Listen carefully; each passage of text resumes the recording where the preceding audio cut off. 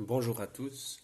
Aujourd'hui, je vais vous présenter l'exercice 1 et l'exemple de la page 161 sur le change.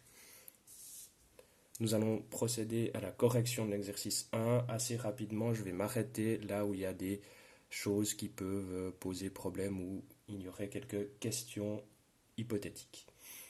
Donc, avant de partir à Paris, vous changez au guichet d'une banque de Berne 800 francs en espèces contre des euros. C'est en espèces, donc nous avons le cours des billets et c'est la vente car la banque va vous vendre des euros. Monsieur Wenger a payé un hôtel à Berlin avec sa carte de crédit. Sa banque suisse lui débite son compte du montant équivalent. Nous avons là les devises, car c'est avec sa carte de crédit qu'il a payé, il n'y a pas eu d'argent cash, et c'est de nouveau le cours de vente.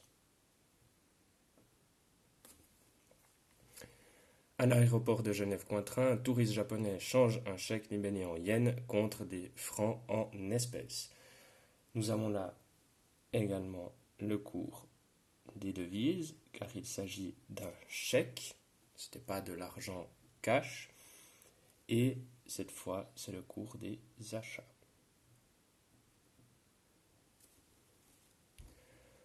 De retour de Paris, vous changez le solde de vos euros contre des francs. Nous avons là le cours des billets, parce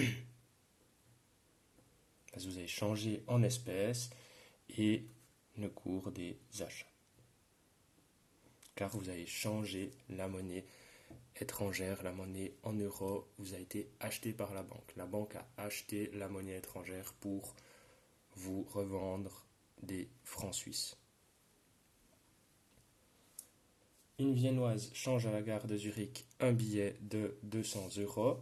Nous avons donc le cours des billets, vu qu'il y avait vraiment de l'argent cash, et le cours des achats. Même explication qu'avant. Charles paye une facture d'un fournisseur anglais en donnant l'ordre de virement à sa banque. C'est un ordre de virement, donc nous avons des devises, il n'y a pas eu d'argent cash, et c'est la partie vente. Dans votre magasin, un touriste italien, actuellement c'est assez peu probable que ça arrive, mais un touriste italien paye son achat en vous remettant un billet de 100 euros. Nous avons donc le cours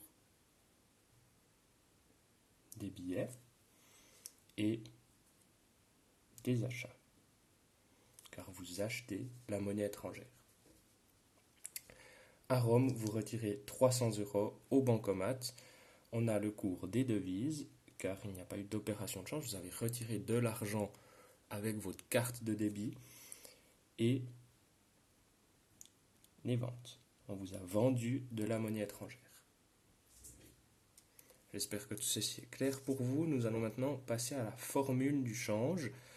Donc, en fait, c'est une simple règle de 3, comme on l'a vu depuis le début de l'année. Je vous ai toujours dit qu'on ferait que des règles de 3, quasiment. Et c'est le cas, même pour le change. Donc, si nous lisons l'exemple, Caroline a besoin de 500 livres sterling. Combien va-t-elle payer, sachant que le cours de la livre est de 1,52 ?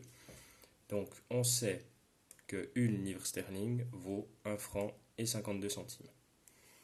On cherche combien va lui coûter 500 livres sterling.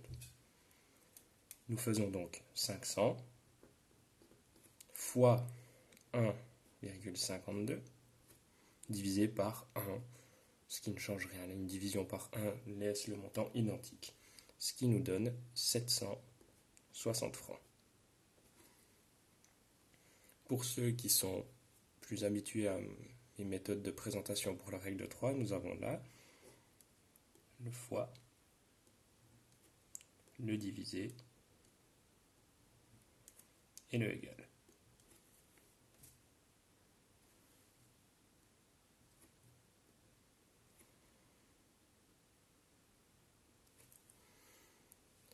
C'est tout pour aujourd'hui. Une bonne journée. Travaillez bien.